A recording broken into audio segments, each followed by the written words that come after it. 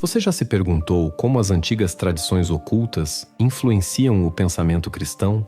E se eu dissesse que há um pensador pagão que, de certa forma, antecipou os ensinamentos do cristianismo?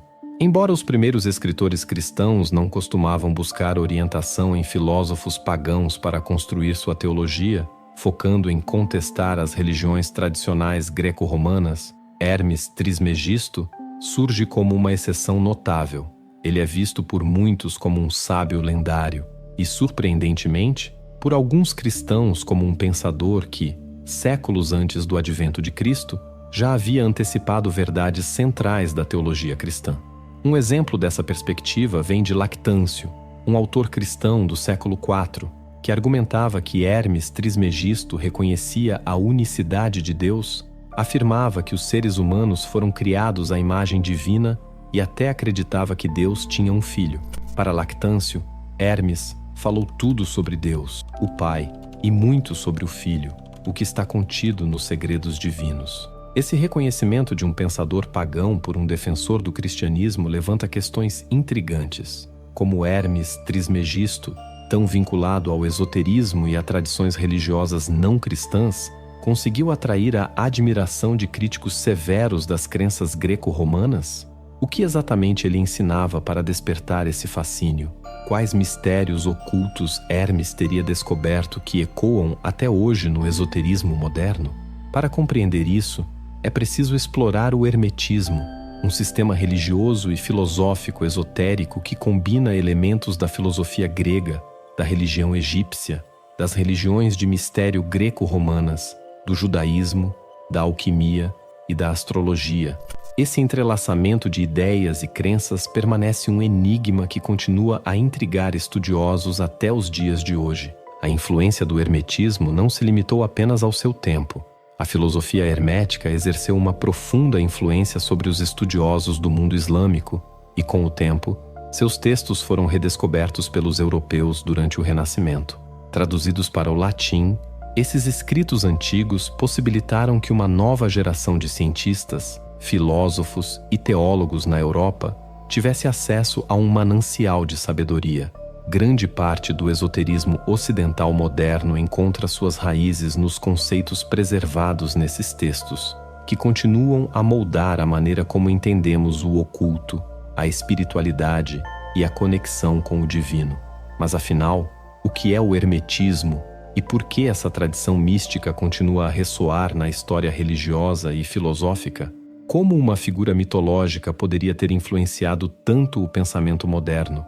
Será que os textos herméticos revelam segredos que a história manteve ocultos por séculos? Qual seria o verdadeiro propósito por trás dos escritos herméticos? E por que tantos textos se perderam? O termo hermetismo é usado para descrever tanto a tradição original quanto as releituras e adaptações desses textos a partir do Renascimento. É por isso que, para compreendermos sua relevância, precisamos explorar seus princípios fundamentais e como eles continuam a influenciar o pensamento moderno. O conhecimento que temos sobre essa tradição provém de uma vasta coleção de escritos conhecidos como hermética. Esses textos são atribuídos a Hermes Trismegisto, uma figura mitológica cujo nome significa Hermes 3 vezes grande, uma referência à sua grandeza extraordinária. Simboliza a união do deus egípcio Thoth e do deus grego Hermes. Thoth era reverenciado no Egito como o deus da escrita, da sabedoria, da astronomia e da magia, frequentemente representado com a cabeça de um íbis ou de um babuíno. Já na mitologia grega, Hermes era o mensageiro dos deuses e tinha a habilidade de conduzir as almas ao pós-vida. No século V a.C., o historiador Heródoto associou o deus Thoth com o Hermes grego, uma conexão que se solidificou durante o período helenístico, quando muitos acreditavam que as divindades haviam sido humanos extraordinários que viveram em épocas distantes. Hermes Trismegisto foi tratado da mesma forma, consolidando-se como um símbolo central da tradição hermética. Nos textos herméticos, Hermes Trismegisto muitas vezes aparece como um ser humano, e já no primeiro século da Era Comum ele era reverenciado como o filósofo, mago e sábio divino de tempos imemoriais. Entretanto, é importante destacar que todos os textos atribuídos a ele, conhecidos como hermética, são de autoria pseudônima. O estudioso Christian Bull sugere que esses escritos foram provavelmente compostos por sacerdotes egípcios que haviam assimilado a cultura helenística. Um exemplo disso vem do geógrafo romano Estrabão, que menciona sacerdotes egípcios em Tebas, altamente instruídos em filosofia e astronomia, que creditavam sua vasta sabedoria a Hermes. Independentemente de quem foram os verdadeiros autores desses textos, é inegável que eles possuíam um profundo domínio da filosofia. As obras herméticas mostram influências claras do platonismo médio, além de traços do estoicismo, neopitagorismo e, em algumas instâncias, do pensamento judaico. Os textos mais antigos do hermetismo podem remontar aos séculos 2 ou 3 a.C., embora os mais conhecidos datem do século 1 ao 3 depois de Cristo. Esses escritos circulavam amplamente e eram conhecidos por muitos na antiguidade. Por mais que essas cifras sejam questionáveis, relatos antigos como o do filósofo Jâmblico sugerem que cerca de 20.000 livros eram atribuídos a Hermes. O sacerdote egípcio Manetão foi ainda mais longe, afirmando que o número ultrapassava os 36.000. Verdade ou exagero, o fato é que existiam muitos textos ligados a Hermes Trismegisto ou a seus seguidores, dos quais a maioria se perdeu ao longo do tempo, deixando nossa compreensão do hermetismo incompleta. Esses escritos abrangiam uma ampla gama de assuntos. Ao longo dos anos, estudiosos dividiram os textos herméticos em duas categorias principais: técnicos e religioso-filosófico. Os textos técnicos cobriam tópicos como astrologia, o poder das pedras preciosas e plantas, alquimia e magia. Já os escritos religioso-filosóficos exploravam questões como a origem e a estrutura do cosmos, a natureza humana, as características de Deus e o processo de ascensão após a morte. No entanto, essas classificações são modernas e não refletem necessariamente a maneira como os antigos enxergavam esses textos. Muitas vezes, elementos filosóficos apareciam nos textos técnicos e vice-versa, o que sugere que essas categorias são fluidas e interconectadas, e não divisões rígidas. Uma das características marcantes dos textos filosóficos herméticos é o seu formato, que pode surpreender os leitores modernos. Em vez de seguirem uma estrutura formal e expositiva, muitos desses escritos são apresentados como diálogos entre Hermes Trismegisto e seus discípulos, que podem ser figuras como Ísis, Asclépio ou seu filho Tote. Esse estilo pode parecer semelhante ao diálogo socrático, mas existem diferenças importantes. Enquanto os diálogos socráticos são investigativos e críticos, muitas vezes leves, com Sócrates provocando seus interlocutores para desafiá-los e guiá-los a uma compreensão mais profunda, os diálogos herméticos têm um tom mais reverente e místico. Aqui, Hermes Trismegisto não busca contradições nem incentiva o debate. Ele simplesmente transmite a sabedoria divina, enquanto seus discípulos assumem um papel mais passivo, fazendo perguntas, mas sem contestar suas respostas. Esses textos dialogados fazem parte de uma coletânea conhecida como Corpus Hermeticum, composta por 17 tratados que foram reunidos posteriormente, provavelmente durante o período bizantino. Embora seja uma das compilações mais conhecidas, não pode ser vista como um conjunto definitivo de textos herméticos, semelhante ao que o Novo Testamento representa para o cristianismo. Além dessa coleção, outros textos herméticos foram encontrados, como os incluídos entre os códices de Nag Hammadi, além de escritos espalhados em várias fontes. Há também uma antologia composta por João Estobeu no século V, que contém cerca de 40 trechos herméticos. Com tantos textos, muitos deles incompletos, é difícil identificar uma teologia hermética unificada ou sistemática. No entanto, alguns temas principais emergem entre esses escritos, e uma maneira de começar a entender o hermetismo é explorando sua visão sobre a cosmogonia, ou seja, as origens do cosmos. Você já se perguntou qual é a verdadeira essência da mente divina que está por trás da criação do universo? Será que o destino realmente governa nossas vidas? Ou temos a capacidade de transcender suas forças cósmicas? Como um conceito antigo de ascensão espiritual pode nos guiar para além dos limites do mundo material? O que une a filosofia hermética ao platonismo e à mitologia egípcia, e como isso afeta a nossa compreensão do universo?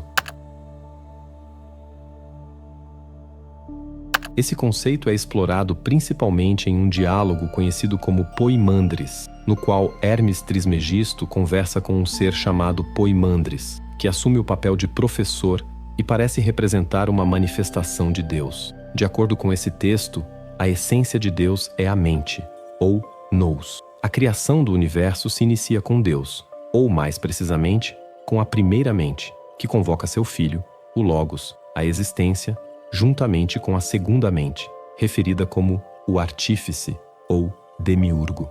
O Logos se une à natureza, transformando-se nos 4 elementos fundamentais, enquanto o demiurgo cria 7 governantes celestes, que representam os 7 planetas clássicos: Lua, Sol, Mercúrio, Vênus, Marte, Júpiter e Saturno.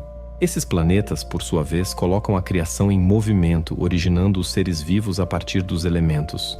Essa visão de cosmogonia tem uma clara influência da filosofia platônica, especialmente do diálogo Timeu, onde Platão desenvolve um modelo cósmico que moldaria a compreensão filosófica da criação por séculos.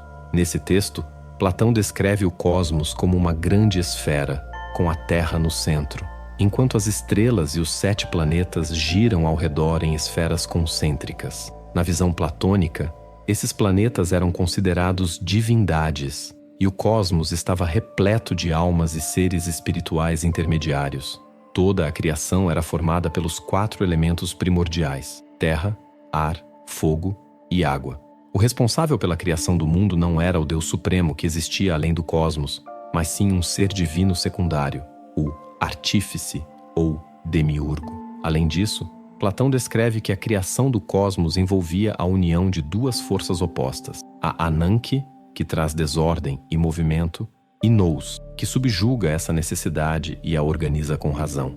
Diversos sistemas filosóficos greco-romanos, como o platonismo médio, o estoicismo, o gnosticismo cristão e o próprio hermetismo, adotaram essa estrutura, embora cada um tenha oferecido sua própria interpretação dessa dinâmica criativa.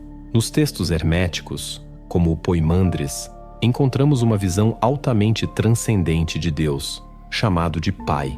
Segundo o estudioso David Litwa, o Deus descrito no hermetismo é um ser supremo, inefável e que ultrapassa qualquer tentativa de descrição, linguagem ou compreensão sensorial.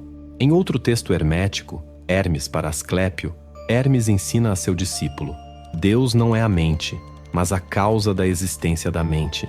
Ele não é o espírito, mas a causa do espírito.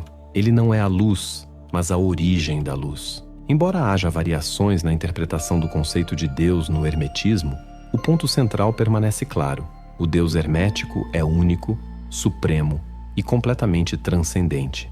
No Poimandres, também se menciona um artífice ou demiurgo, o que pode parecer familiar para quem conhece o gnosticismo ou o cristianismo valentiniano. Muitos sistemas de crenças da época viam o demiurgo como uma entidade inferior que criou o mundo material. No entanto, no hermetismo, o demiurgo não é maligno ou ignorante, mas uma figura mais próxima da ideia platônica do artífice. Ele é subordinado ao Deus Supremo e atua como uma segunda mente, ou nous. O hermetismo também oferece uma perspectiva elevada sobre a humanidade. No Poimandres, o Deus Supremo cria um ser humano primordial andrógeno, afirmando: a mente, o pai de todos, que é vida e luz, deu origem a um homem à sua imagem, a quem amou como seu próprio filho. Esse ser humano é criado à imagem de Deus, refletindo influências do relato da criação no livro do Gênesis. Esse ser primordial é autorizado a participar na formação do mundo material, chamado de natureza. Ao ver seu reflexo na água, esse humano primordial sente desejo de se unir à natureza, levando à fusão dessas 2 entidades. O texto sugere que essa união tem um caráter sexual, resultando na criação de um ser composto por um corpo mortal e uma alma imortal. No Poimandres, é dito: por isso, dentre todos os seres vivos da Terra, apenas o homem é duplo, mortal por causa do corpo, imortal por causa do verdadeiro homem. Aqui, o verdadeiro homem refere-se à nossa essência, o nosso eu mais profundo. Posteriormente, todos os seres vivos, incluindo os humanos, são divididos em masculino e feminino para se multiplicarem. No entanto, os humanos preservam essa dualidade, uma essência imortal, de natureza divina, e um corpo mortal, que está sujeito às leis do mundo e governado pelo destino. No contexto hermético, o destino é visto como uma força cósmica que rege o mundo material, sendo intimamente associado ao movimento das estrelas e planetas. Um dos textos herméticos afirma que as estrelas servem ao destino. Ninguém pode escapar do destino ou se proteger completamente de sua poderosa influência, que abrange todo o universo. As estrelas são os instrumentos do destino. Elas ajudam a concretizar o curso natural das coisas, tanto na natureza quanto na vida humana. No Antigo Egito, o destino também era administrado pelos decãs, figuras ligadas ao zodíaco egípcio. Essas 36 constelações não apenas regulavam o calendário, controlando períodos de 10 dias cada, mas também tinham um papel astrológico importante, sendo consideradas deuses astrais capazes de influenciar grandes eventos, como fomes, secas e terremotos. No entanto, é importante notar que, para o hermetismo, o destino governa apenas nossos corpos e o mundo material. Ele não tem poder sobre nosso verdadeiro eu, que é divino. A parte imortal da humanidade, a essência espiritual, pode se libertar das forças do destino e transcender seu controle. Um dos textos herméticos afirma: temos o poder de escolher. Fazer a escolha certa depende de nós. Quando escolhemos com base nos vícios, nos aproximamos da natureza corporal, pois a razão em nós é livre, o destino não a controla. Essa dualidade entre o divino e o material na natureza humana significa que o mundo terreno pode nos desviar ou nos afastar do caminho correto. Alguns escritos herméticos apresentam essa condição de maneira pessimista. Em Poimandres, lemos: aquele que ama o corpo, nascido do erro do desejo, vagueia nas trevas e sofre os efeitos da morte. Por outro lado, alguns textos herméticos oferecem uma visão mais otimista dessa dualidade. Eles sugerem que, por serem tanto materiais quanto divinos, os humanos ocupam uma posição privilegiada entre os deuses e o mundo físico. No texto Esculápio está escrito: admirando os seres celestiais e os adorando, ao mesmo tempo que cuidamos e governamos as coisas terrestres. Nesse sentido, a humanidade é vista como uma ponte entre o terreno e o divino. Independentemente de como a condição humana seja retratada, os textos herméticos compartilham um foco central: a busca pela ascensão espiritual e a união com o Deus Supremo. Em uma passagem dramática de Poimandres, a alma, após a morte, ascende pelos 7 céus até se fundir com a mente primordial. Esse é o destino final para aqueles que alcançaram o verdadeiro conhecimento, tornar-se um com Deus, deixando para trás o corpo mortal. Para isso, é necessário ascender aos reinos mais elevados, conhecidos como as 8ª e 9ª esferas. Essas esferas têm um papel especial no pensamento hermético. Os 7 planetas clássicos estão associados ao destino e governam o mundo material. Assim, para escapar da influência do destino, a alma deve ascender além dessas esferas. Os reinos superiores são chamados de Ogdoad e Enead. A Ogdoad, que significa 8 vezes, originalmente se referia às 8 divindades primordiais da religião egípcia. No sistema hermético, porém, representa os 8 poderes do reino do Demiurgo, localizado na 8ª esfera, acima dos 7 planetas. A Enéade, que significa 9 vezes, representa um nível ainda mais elevado de existência. Na mitologia egípcia, a Enéade era composta por 9 divindades principais veneradas em Heliópolis. São elas: Atum, o deus criador; Shu, o deus do ar, filho de Atum; Tefnut, a deusa da umidade, irmã e esposa de Shu; Geb, o deus da terra, filho de Shu e Tefnut; Nut, a deusa do céu, irmã e esposa de Geb; Osíris, o deus da vida após a morte e da ressurreição, filho de Geb e Nut; Ísis, a deusa da magia e esposa de Osíris; Set, o deus do caos e das tempestades, irmão de Osíris e Ísis; Néftis, a deusa funerária, irmã de Ísis e Sete. No contexto da cosmologia hermética, esse conceito se transforma na nona esfera do cosmos, onde reside o nous autogerado, o destino final das almas mais puras após a morte. Mas como é possível ascender até essas esferas superiores, a oitava e a nona? Vários textos herméticos oferecem orientações para alcançar essa ascensão.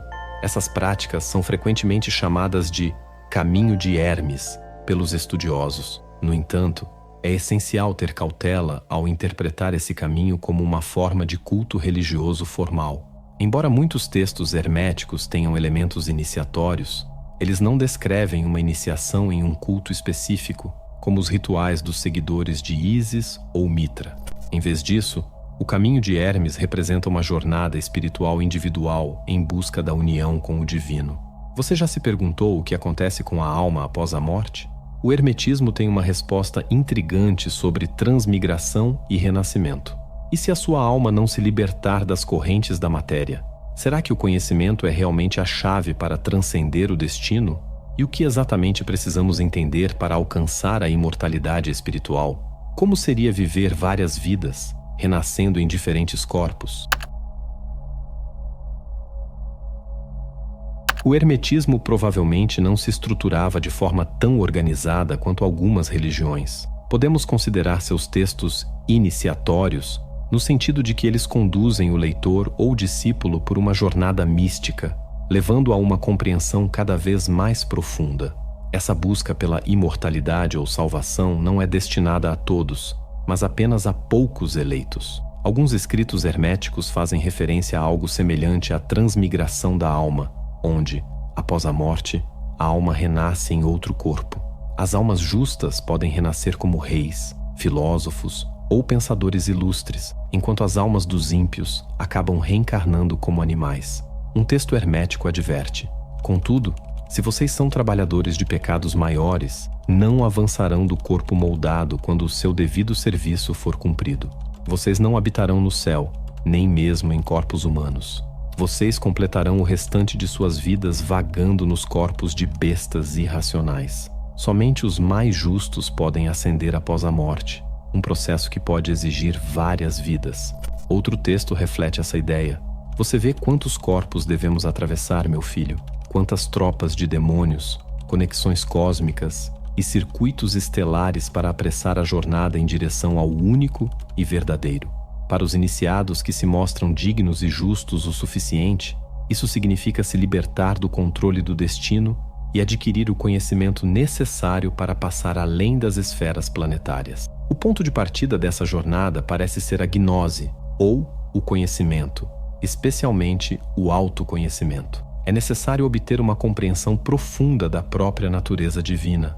Como vimos na citação de Poimandres, a fusão com o Deus Supremo após a morte é o destino final daqueles que adquirem esse conhecimento verdadeiro. O iniciado no hermetismo deve aprender que é um ser imortal, com o potencial de ascender pelas esferas celestiais e, eventualmente, se reunir com sua verdadeira fonte. No livro 4 do Corpus Hermeticum, Hermes ensina a seu filho: o conhecimento não é o princípio do bem, mas nos dá acesso ao princípio do bem que será conhecido. Vamos então agarrar esse princípio e avançar com toda a pressa, pois o caminho é árduo, exigindo que deixemos para trás as coisas familiares do presente e retornemos às origens primordiais do passado. No Poimandres, a ascensão e fusão com Deus acontece após a morte. No entanto, outros textos sugerem que essa experiência estática de união com o divino pode ser alcançada ainda em vida por aqueles que seguem o caminho hermético. O Dr. David Litwa descreve essa experiência como um renascimento em uma consciência divina superior. E diversos escritos herméticos parecem descrever rituais que permitem ao iniciado vivenciar esse renascimento e ativar sua consciência elevada. Um exemplo notável está no livro 13 do Corpus Hermeticum, onde Thoth, filho de Hermes, passa por um ritual de renascimento. O texto começa com Thoth pedindo a Hermes que lhe mostre o caminho. Agora estou pronto, e minha mente se afastou dos encantos do mundo. Cumpra sua promessa e revele o caminho diante de mim. Hermes responde explicando que, para renascer, Thoth deve se purificar dos tormentos irracionais da matéria. Esses tormentos são representados por vícios e pecados, como injustiça, luxúria, ganância e inveja, mas o maior deles é a ignorância. Após essa purificação, Thoth deve entrar em um período de silêncio ritual, durante o qual Hermes declara que ele está sendo purificado por Deus e preenchido com poder divino, especialmente o conhecimento. Afinal, é através do conhecimento que a ignorância é superada. Hermes conclui dizendo: de agora em diante, meu filho, rejubile-se. Os poderes de Deus te purificam. Um novo conhecimento de Deus foi concedido a nós, e quando isso ocorre, a ignorância é banida. Agora que Thoth foi preenchido com os poderes divinos, Hermes o instrui a realizar o hino do renascimento, uma canção terrena que reflete a harmonia cósmica. O texto oferece detalhes específicos de como proceder. Agora, meu filho, fique em um lugar aberto, voltado para o sul ao pôr do sol. Ajoelhe-se em oração e, ao nascer do sol, vire-se para o leste. Isso demonstra como os textos herméticos, mesmo os filosóficos, às vezes contêm orientações rituais, como vemos neste exemplo. O estudioso Christian Bull sugere que esse hino provavelmente foi usado por grupos herméticos e pode ter sido extraído de uma coletânea de hinos herméticos, intitulado Hino Secreto, Canção número 4. Ele faz parte de uma série de cânticos que louvam a Deus como a origem de toda a existência e a ordem cósmica. As palavras exaltam o Criador. Louvemos juntos aquele que está acima dos céus, o Criador de toda a natureza. Curiosamente, o hino não segue o formato típico dos hinos religiosos gregos, mas sua linguagem é semelhante à encontrada nos papiros mágicos gregos do Egito, levando alguns estudiosos a acreditar que sua origem pode ser egípcia. No geral, o Corpus Hermeticum 13 descreve uma profunda experiência mística que transforma o iniciado. Após essa transformação, o indivíduo já não se identifica com seu corpo físico, mas se funde com o nous. Esse processo é chamado de renascimento porque, essencialmente, o iniciado se torna um novo ser. Muitos estudiosos comparam essa experiência a uma espécie de exorcismo, no qual ignorância, engano e inveja são expulsos e substituídos por conhecimento, verdade e alegria. Com esses poderes divinos, a pessoa adquire um novo corpo imaterial e imortal, um corpo que está além do controle do destino. Isso também significa que, ao morrer, o iniciado automaticamente retorna à sua origem divina, liberto das limitações terrenas. Outro texto que descreve a jornada de um iniciado pelos reinos da 8ª e 9ª esferas é o Discurso sobre a 8ª e 9ª, descoberto entre os códices de Nag Hammadi. O relato começa com Thoth, o discípulo, relembrando a promessa de Hermes de guiá-lo na sua ascensão espiritual. Pai, ontem você prometeu elevar minha mente até a 8ª esfera e, em seguida, conduzi-la à 9ª. Hermes concorda e juntos começam a entoar um hino de ascensão. No auge desse ritual, o iniciado tem uma visão da 8ª esfera. Vejo a Ogdoad e as almas que nela residem, e os anjos cantando hinos a Enéade e ao seu poder. E vejo aquele que possui todo o poder sobre eles e que cria através do Espírito. Em outras palavras, o iniciado vislumbra a visão que terá quando seu corpo físico se desfizer e sua alma ascender após a morte.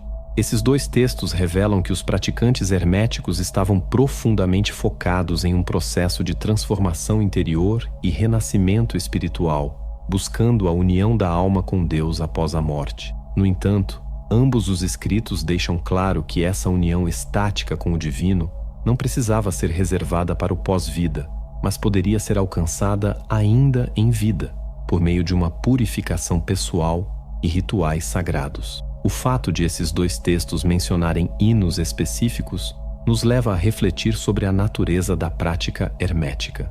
Isso levanta a questão: havia comunidades religiosas organizadas dedicadas ao hermetismo?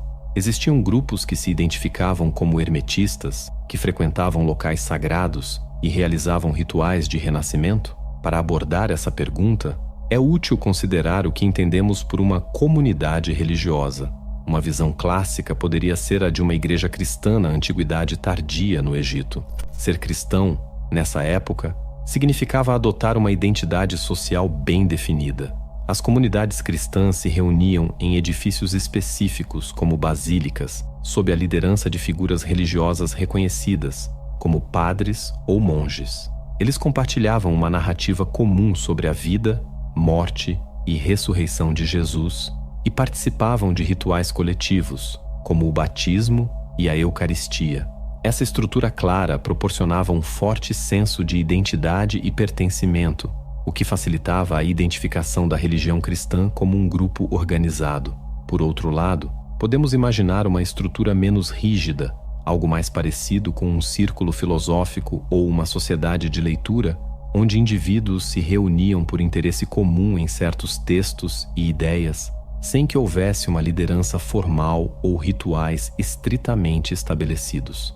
Em vez de uma hierarquia clara, esses grupos poderiam ter sido mais flexíveis, sem a necessidade de edifícios específicos ou líderes autoritários. Recentemente, muitos estudiosos têm sugerido que, de fato, deve ter havido alguma forma de comunidade hermética, embora seja difícil visualizar como essas comunidades operavam na prática. Os textos herméticos mencionam rituais comunitários, como abraços cerimoniais e orações formais. Um exemplo interessante aparece em outro dos códices de Nag Hammadi, na oração de ação de graças, que parece ser uma oração litúrgica usada em encontros herméticos.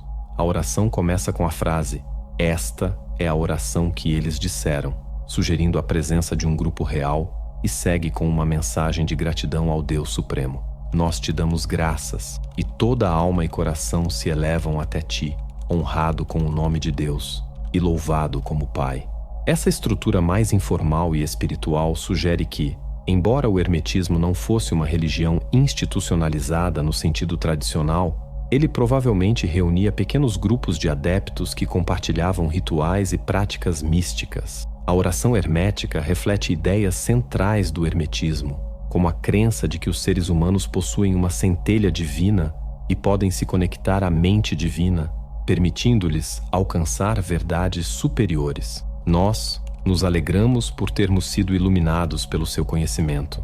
Nos alegramos porque, enquanto estávamos no corpo, você nos tornou divinos por meio do seu conhecimento. Novamente, vemos o foco na gnose, ou conhecimento espiritual. A oração conclui com uma observação que sugere um tipo de reunião ritual. Após proferirem essas palavras na oração, eles se abraçaram e foram compartilhar sua refeição sagrada, que não contém sangue.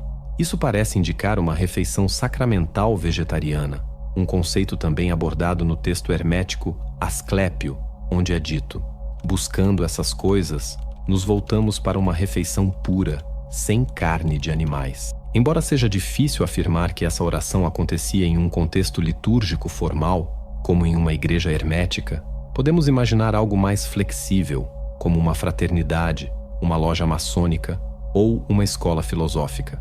A verdade é que não há evidências suficientes para determinar isso com certeza. O estudioso David Litwa sugere que esses encontros poderiam se parecer com grupos de discussão filosófica, formados por indivíduos que buscavam a salvação por meio da leitura e do aprendizado espiritual.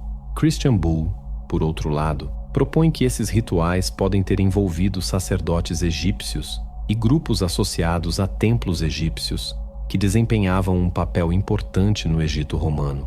Bull sugere que podemos imaginar sacerdotes egípcios organizando grupos de leitura em mercados, fóruns públicos ou nas casas de pessoas influentes. Textos antigos mencionam que muitos sacerdotes viviam dentro dos complexos dos templos, como se fossem parte integrante desses espaços, quase como se vivessem em um campus. Nesses lugares, grupos se reuniam para banquetes ou outros tipos de eventos em salas específicas. O Dr. Bull especula que o hermetismo pode ter surgido a partir de grupos dedicados a vários deuses egípcios, por volta do início da Era Comum, quando membros da elite educada do Império Romano viajavam ao Egito em busca da sabedoria que o país simbolizava. A religião egípcia, em certo momento, passou por um processo de comercialização. Associações sacerdotais dedicadas a Hermes começaram a surgir em cidades como Hermópolis e Tebas, onde peregrinos podiam buscar orientação com sacerdotes egípcios. Esses sacerdotes, por sua vez, incorporaram a linguagem e os conceitos da filosofia greco-romana, mesclando elementos culturais egípcios e gregos de maneira que parecia tanto exótica quanto autenticamente egípcia aos olhos dos estrangeiros. Embora esses ensinamentos estivessem disponíveis a qualquer pessoa educada, não há evidências de que as pessoas se autodenominassem hermetistas, da mesma forma que o termo cristão já era amplamente utilizado para identificar os seguidores de Jesus na época.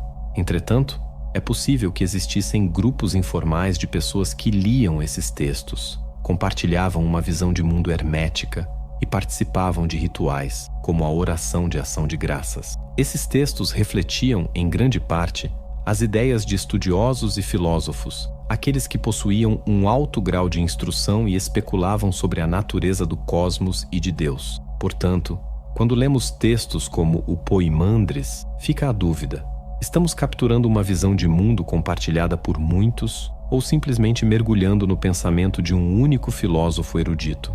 De qualquer forma, o hermetismo oferecia algo que poderíamos chamar de uma teologia prática, um esforço para conectar ideias filosóficas abstratas com a experiência cotidiana e espiritual de seus seguidores. Embora estivesse profundamente enraizado em uma cosmologia teórica complexa e em reflexões sobre o divino, o hermetismo também apresentava práticas concretas que guiavam seus adeptos no caminho da salvação espiritual. Para aqueles que seguem o caminho hermético, a salvação não é uma espera passiva.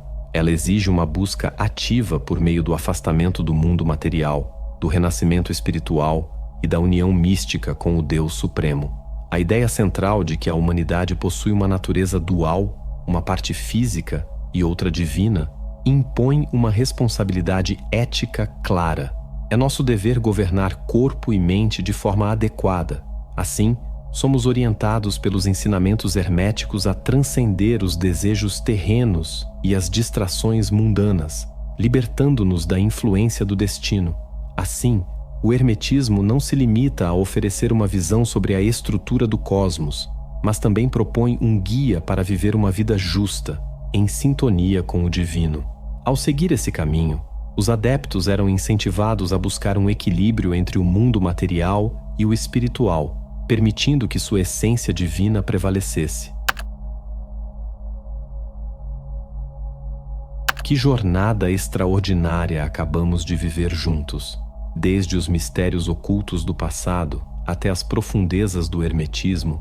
Viajamos por caminhos repletos de sabedoria ancestral. Se você chegou até aqui, parabéns. Você não é apenas um espectador, mas um buscador, alguém que se permite mergulhar nas camadas mais profundas da realidade, onde os segredos da mente divina e da ascensão espiritual aguardam aqueles corajosos o suficiente para explorar. Se você quer realmente mudar o rumo da sua vida, eu te convido a conhecer o playbook O Poder da Mente Superior. Com ele, você vai aprender técnicas que a igreja e sociedades secretas esconderam por séculos. O que você faria se pudesse controlar o seu destino? Além disso, você ainda recebe um áudio secreto de ativação do terceiro olho e o guia prático de manifestação divina totalmente de graça. Clique no primeiro link fixado e dê o primeiro passo para criar a realidade dos seus sonhos. Te vejo do outro lado. Imagine-se como um daqueles antigos estudiosos que desvendavam os textos herméticos pela primeira vez. Você acaba de embarcar em uma busca, assim como eles, por um conhecimento que transcende o tempo e o espaço. Hoje, você se aproximou um pouco mais da compreensão do cosmos e da sua própria essência divina. Ao longo deste vídeo, você se conectou com os ensinamentos de Hermes Trismegisto, um homem, ou mito, que há milênios tem guiado mentes brilhantes e corações inquietos. Assim como esses sábios, você agora carrega a centelha do conhecimento. E não se trata apenas de entender conceitos filosóficos ou históricos, mas de aplicar essa sabedoria em sua vida para equilibrar o material e o espiritual e buscar sua própria elevação. Por isso, quero te agradecer profundamente. Obrigado por seguir comigo nessa jornada fascinante e por se abrir para essas ideias que talvez sempre estiveram ocultas, esperando pelo momento certo de serem redescobertas. Sua presença é um lembrete de que o legado de Hermes continua vivo reverberando em cada mente curiosa que busca mais do que as respostas fáceis. Agora, que tal continuar essa jornada? Se inscreva no canal e junte-se a essa comunidade de exploradores do oculto e buscadores da verdade. Cada vídeo é um passo a mais rumo a descobertas que podem transformar a maneira como você enxerga o mundo e sua própria existência. Curta este vídeo se ele te fez refletir e deixe seu comentário compartilhando suas ideias. Como você enxerga essa conexão entre o antigo e o moderno? Eu adoraria ouvir suas percepções. Vamos continuar essa busca pelo conhecimento juntos. Afinal, como Hermes nos ensinou, o verdadeiro poder está na jornada de descoberta, e eu mal posso esperar para ver até onde ela nos levará. Que você continue essa busca, que as lições de hoje te inspirem a transcender as forças do destino e, assim como os antigos, encontrar seu caminho de volta à fonte divina. E antes de ir, não perca esses 2 vídeos que selecionei especialmente para você. Eles estão repletos de conhecimentos profundos e descobertas fascinantes que você vai adorar. Clique em um deles e continue sua jornada de autoconhecimento e busca pela sabedoria com os conteúdos incríveis que o nosso canal tem a oferecer.